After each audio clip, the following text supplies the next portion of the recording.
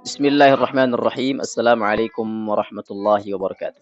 Alhamdulillah wa kafa wassalatu wassalamu ala rasulihil mustafa Muhammadin wa ala alihi wa ashabihi wa man iktafa amma ba'd.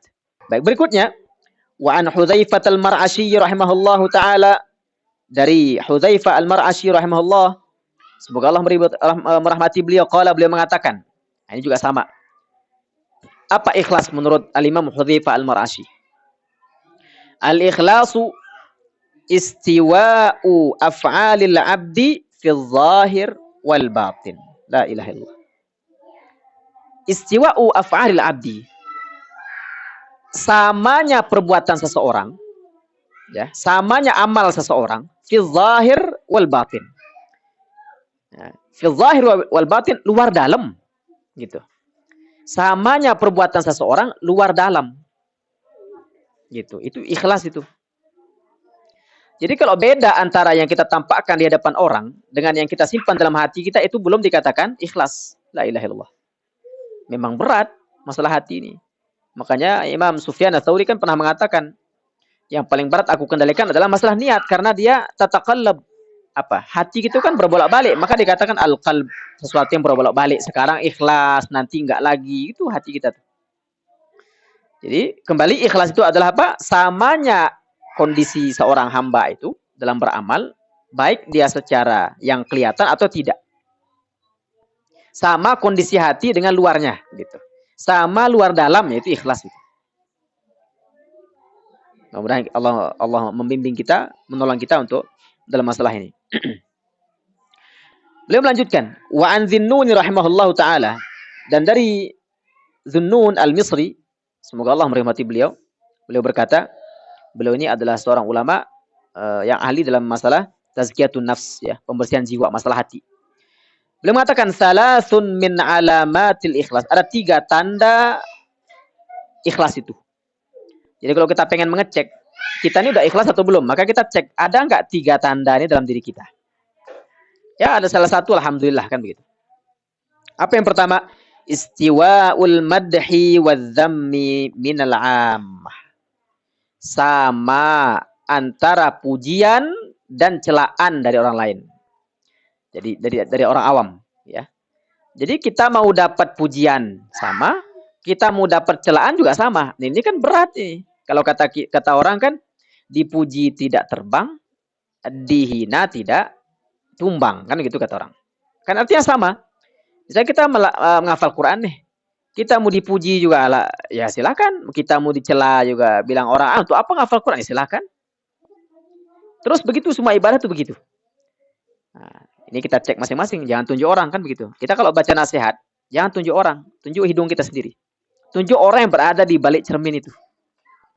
Nah, kita cek lah, sama enggak kondisi hati kita nih setelah beramal atau ketika beramal, antara kita dapat pujian atau tidak. Nah, sekarang ini sangat susah sekali, ikhwas sekalian, terutama di zaman media sosial, ya. Kita yang suka ngonten, suka share hal-hal yang berfaedah, yang terkait dengan ilmu misalnya, ya, baik itu di Facebook, media atau Instagram, TikTok, dan seterusnya. Ketika misalnya kita share sebuah kebaikan yang kita anggap ini baik, ini ilmu, ini ternyata like-nya sedikit misalnya, ya kan, nggak viral, wah, down nanti. Nah, ini hati-hati, ini bahaya. Ini masalah niat. Makanya apapun yang kita bagikan di media sosial itu, pertama kali niatkan, ya Allah, mudah-mudahan dengan ini hamba mendapatkan faedah, orang mendapatkan faedah, hamba mendapatkan pahala jariah juga. Nah, itu. Yang kedua, wa nisyanu ru'yatil a'mali fil a'mal. Ini banyak versi terjemahannya, ini banyak. Di antara terjemahannya adalah melupakan amal yang pernah kita lakukan. Wa nisyanu ru'yatil a'mali fil a'mal, melupakan amal yang pernah kita lakukan. Jadi kalau prinsipnya itu begitu. Amal soleh itu jangan diingat-ingat. Kalau dosa harus kita ingat. Nah, jangan terbalik, ya kan? Jangan terbalik. Dosa kita anggap angin lalu aja, kita lupa, ya. Tapi amal soleh kita lupa, kita ingat terus. Oh, kemarin aku lakukan ini, lakukan itu. Nah, jadi harus dibalik pola pikir itu. Begitu kita lakukan amal soleh, udah lakukan aja. Yang penting kita penuhi syaratnya, kita penuhi rukunnya, kalau ada sunnahnya kita penuhi sunnah-sunnahnya, udah selesai. Nggak perlu kita ingat-ingat lagi. Tapi kalau masalah dosa kita ingat terus. Nah, itu ikhlas. Yang ketiga tandanya adalah waqtida'u thawabil a'mali fil akhirah. Mengharapkan pahala dari amal tersebut di akhirat. Nah, ini kalau ini insyaallah taala ya, semua kita yang kita beramal, apapun amal yang kita lakukan termasuk menghafal Quran, ya. Biasanya niat untuk mendapatkan pahala itu ada. Nah, cuman niat-niat lain itu yang kadang ikut nyemprung juga, ya, ikut masuk juga niat lain itu. Nah, semua berkaitan dengan dunia. Ini dia 3 tanda keikhlasan menurut Al-Imam Dhunnun Al-Misri rahimahullah taala. Berikutnya, wa 'anil Fudail bin Iyad rahimahullah taala qala, dari Al-Fudail ibnu Iyad beliau berkata, tarkul amali li ajli nasi riya'un. Meninggalkan amal untuk manusia adalah riya. Meninggalkan amal untuk manusia adalah riya. Maksudnya, tidak jadi beramal gara-gara takut dibilang riya, itulah riya. Misalnya, kenapa enggak sholat sunnah misalnya, kan gitu. Oh, nanti dibilang riya, oh nanti dibilang soleh, nanti dibilang apa, itulah riya. Menurut Al-Imam Al-Fudail bin Iyad. Jadi enggak jadi atau menunda amal atau membatalkan amal gara-gara takut manusia, ini juga riya. Oke. Wal amalu li ajlin nasi syirk. Sedangkan beramal untuk manusia adalah kesyirikan. Wah, ini maju kena, mundur kena ya kan gitu. Kita beramal tapi niatnya untuk dapat pujian, syirik. Enggak jadi beramal karena takut manusia, takut dibilang ini, takut dibilang itu, riya. Terus ikhlas itu seperti apa? Wal ikhlasu, adapun ikhlas itu adalah an yu'afiyakallahu ta'ala minhuma. Yaitu Allah menyelamatkan engkau dari keduanya. Allah menyelamatkan engkau dari keduanya. Dari apa? Dari riya dan dari syirik. Artinya bagaimana sih? Ya udah kita paksa aja, jadi kita beramal. Terserah nanti ada niat ada kekhawatiran nanti kita dibilang riya sama orang, nanti kita dipuji sama orang. Udah, pokoknya paksa aja beramal. Misalnya contoh kalau sholat sunnah nih. Kalau kita sholat berjamaah di masjid, kita sholat sunnah. Kemudian ketika waktunya sholat sunnah, kadang-kadang muncul kekhawatiran. Nanti jangan-jangan nanti kita dipuji orang. Nanti kita dikatakan soleh. Terus kita riya. Enggak, pokoknya lawan aja, sholat. Nah, gitu. Setelah itu kita minta tolong sama Allah SWT untuk membantu kita meluruskan niat. Nah, gitu. Jangan sampai kita tidak jadi beramal gara-gara manusia. Jangan sampai juga kita beramal untuk manusia. Nah, ikhlas itu adalah pertengahan antara dua itu. Wa an Sahal At-Tustari rahimahullahu ta'ala.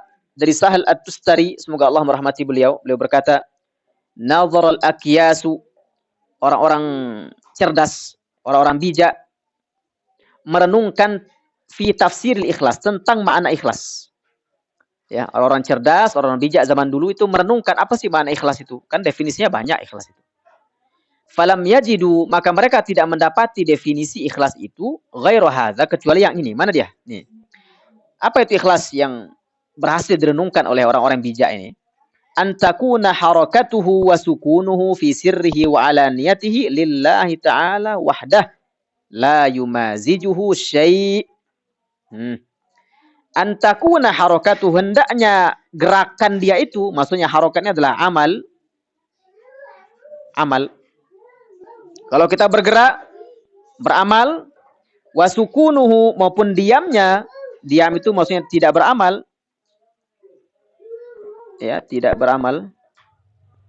Mau kita beramal, mau kita diam. Fi sirrihi, baik ketika dia sendiri.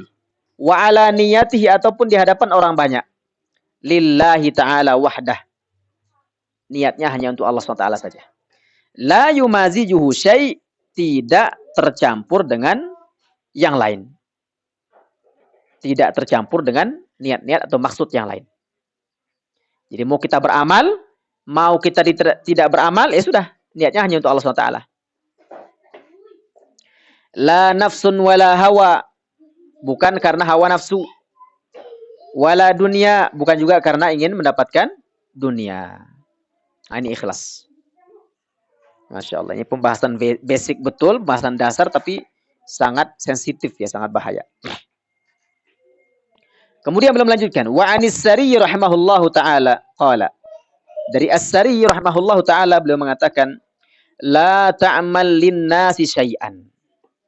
Jangan engkau melakukan amal untuk manusia syai'an, walaupun sedikit. Qalil, walaupun sedikit. Jangan engkau melakukan amal untuk manusia walaupun sedikit niat itu. Kita menghafal Quran. Memang ikhlasnya besar gitu kan. Pengen dapatkan pahala ini, pahala itu. Tapi ada sedikit niat untuk dapatkan pujian. Itu enggak boleh. La ta'mal linnasi syai'an. Sedikit pun niat untuk manusia itu jangan. Wala tatruk lahum syai'an. Dan jangan juga meninggalkan amal karena manusia sedikit pun. Jangan sampai kita beramal untuk manusia, jangan sampai tidak jadi beramal untuk manusia juga. Gara-gara manusia gitu. Jangan sampai gara-gara orang, gara-gara takut dibully, gara-gara takut dikomentari orang, kita nggak jadi beramal, jangan sampai. Misalnya, untuk apa ngafal Quran? Dah tua kok ngafal Quran. Itu urusan anak-anak kecil aja itu. Umur 50 tahun, 60 tahun, ngapain ngafal Quran? Itu omongan-omongan orang begitu. Kalau kita mau kalau kita memikirkan omongan orang nggak akan pernah selesai. Apa kata Imam Asy-Syafi'i, ridwan nas ghayatun la tudrak. Ya kan? Keridhaan orang itu, keridhaan manusia itu tujuan nggak akan pernah tercapai. Nggak akan pernah kita mendapatkan pujian 100% dan manusia itu nggak pernah. Pasti ada orang yang setuju, ada yang nggak setuju. Ada yang suka, ada yang benci. Itu pasti.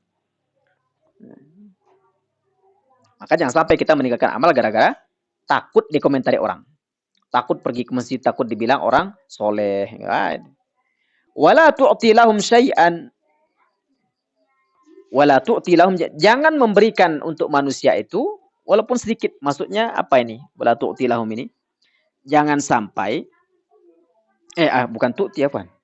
Di sebagian apa? Tughatti ini ya. Kalau dicetakan yang anak punya ini tughatti. Nanti coba kita cek lagi ya. Tughatti ini kalau kita baca tughatti berarti bermaksud menutup ya. Wala tughatti, jangan tutupi dari manusia itu walaupun sedikit. Maksudnya jangan kita menutup amal itu, jangan kita tidak menampakkan amal itu juga karena manusia, jangan sampai begitu. Wala takshif lahum syai'an. Jangan pula membuka amal untuk manusia. Intinya apapun itu, kalau selama tujuan untuk manusia jangan. Beramal untuk manusia, tidak boleh. Tidak jadi beramal gara-gara manusia, nggak boleh juga. Kita menyembunyikan amal karena manusia, itu hati-hati juga.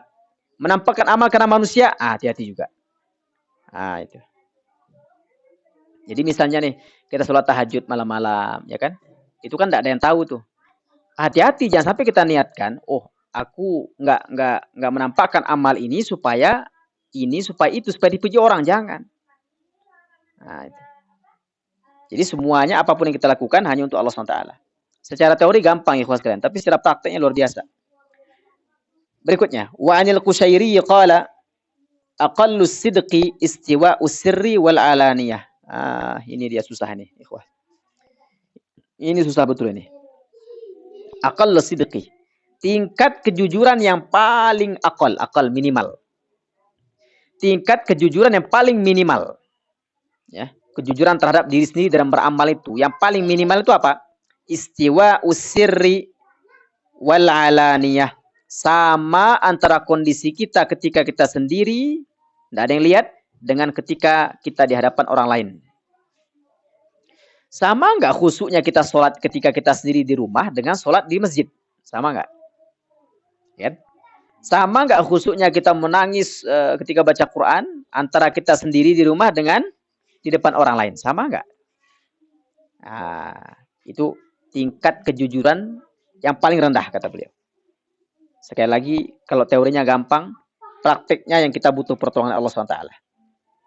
Ya, karena manusiawinya orang tadi, semua orang tuh sukanya dipuji. Gitu. Ini kalau kita simpulkan begini kesimpulan ikhwas kalian. Kalau ada dalam diri kita ini, ada rasa suka ketika amal yang kita lakukan tidak diketahui orang, atau ada rasa tidak suka ketika amal buruk kita diketahui orang, berarti itu salah satu tanda bahwa kita kepengen dipandang lebih oleh orang. Maka kita berhati-hati. Mohon maaf atas segala kekurangan. Wallahu taala a'lam bissawab. Subhanakallahumma bihamdik asyhadu an la ilaha illa ant astaghfiruka wa atubu ilaik. Wassalamualaikum warahmatullahi wabarakatuh.